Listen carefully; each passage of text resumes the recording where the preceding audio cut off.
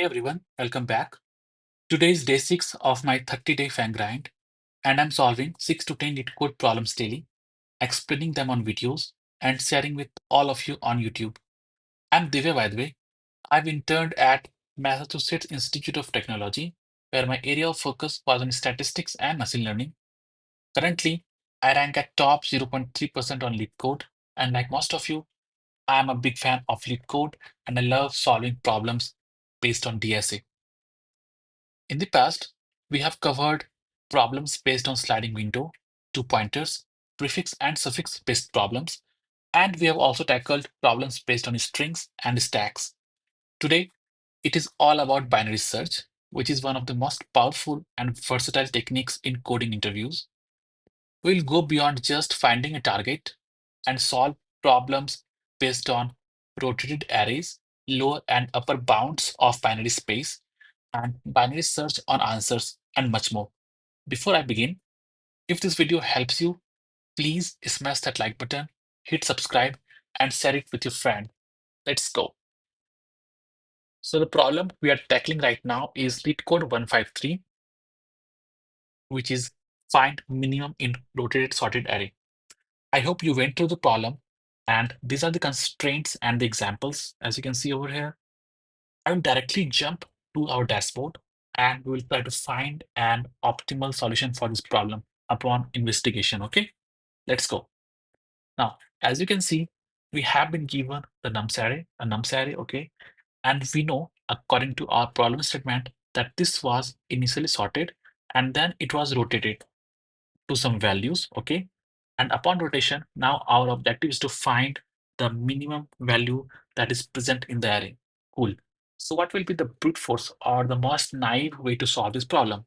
The most naive way to solve this problem would be to make a scan from the left and go till the right end. And upon scanning the entire array, at each and every point, we'll compare the minimum value found till that point. And after the exhaustion of the array, we would have the minimum value that we would return. For example, if I start from here, at this point, 3 is the minimum. At this point, 3 is the minimum. 3 is the minimum. 1 became minimum. 1 is minimum. And if we come out of this array, 1 is the minimum. And it is the absolute truth for this thing. And we will return this, okay? 1. Cool. But what will be the brute force approach? We know, according to our problem statement, that this array was initially sorted and then it was rotated.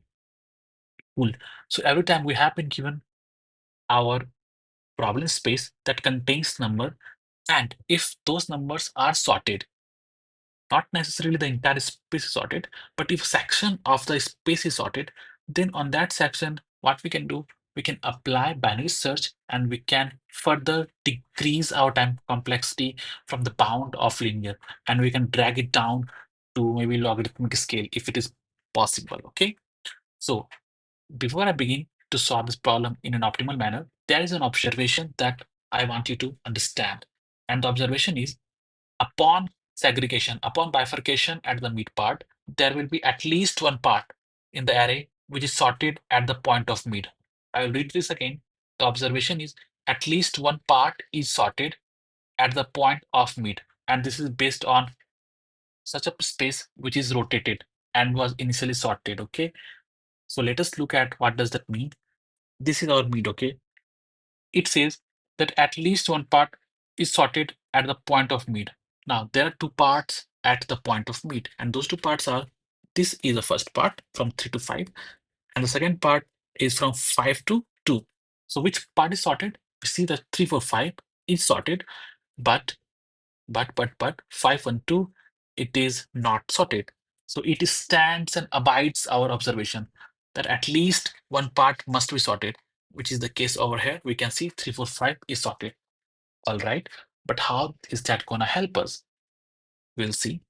We will have two different pointers. Left pointer will point to the left hand, right pointer will point to the right hand, and mid pointer will be derived by the value of the left and right, and we'll divide it by 2. Okay. So we'll get the mid pointer. Now, since we know that our observation asks us and it tells us, hey, there will be at least one part that will be sorted in this entire space. Cool. And we know that our observation is true. So hey, why not stick with this observation and find such a part which is sorted? Right? Let us stick with this observation and let us try to find a part which is sorted. But how do we find such a part? We find such a part by making a few elementary comparison. For example, we have pointer left, mid, and right pointer. What if the mid pointer is greater than the left pointer? Which is the case over here, right? 5 is greater than 3. If at any point our mid pointer is greater than the left pointer, we can be certain that this part is sorted, which is the case over here. Okay, but can we say something similar? If right is greater than mid, uh, maybe not. We will have to like take a look at a different example in that case, but I will not go into that part.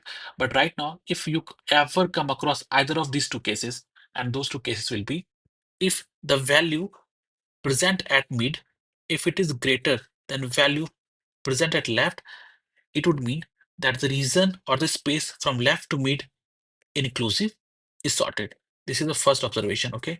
Or the second observation can be, hey, if the value present at mid, if it is smaller than value present at right, it would mean that the value in the space from mid to right and inclusive of both those two ends, the value present at both those two ends and in between them will be sorted. Okay, cool. So in this case, our first observation qualified, but second did not qualify. So we knew that the left part, which is 3 over 5, is sorted. And once it is sorted, we make a comparison and we find the minimum element, which is 3 over here. And once we find the minimum element in this region, in this green region, then what do? We try to explore the region that we have not explored as of yet. And that region is 512 region, okay? Or in this case, 12 region, just 12 region. And how do we do that? We shift our left pointer to mid plus 1. In that case, left pointer will come over here and it will point to that part. And then again, we'll find a mid and then we'll proceed by making comparison, these two comparisons. And whenever either of those two comparisons holds true, we'll try to move our pointer based on the outcome of those two comparisons. Okay, let me walk you through the code and you will understand better. I have three different variables, left to the left hand, right to the right hand, and minimum value is something that we will return towards the end, as you can see over here. I declare a while loop, and within the while loop, I declare the mid value. As you can see, mid will point to this part, okay? Then I ask myself two questions.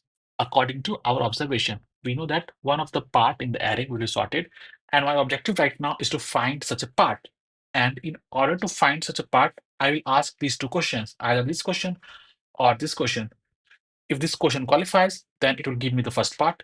If this question qualifies, then this will give me the second part. Actually, these two are comparison statements, right? Either of them qualifies, they will give me a part which is sorted. Cool. We know that our observation is true. All right. So coming to this statement over here, based on our observation, we are trying to find a part which is sorted. And I ask myself a question. Hey, is nums of low, is it smaller than nums of mid? Which is what? Which is this first comparison.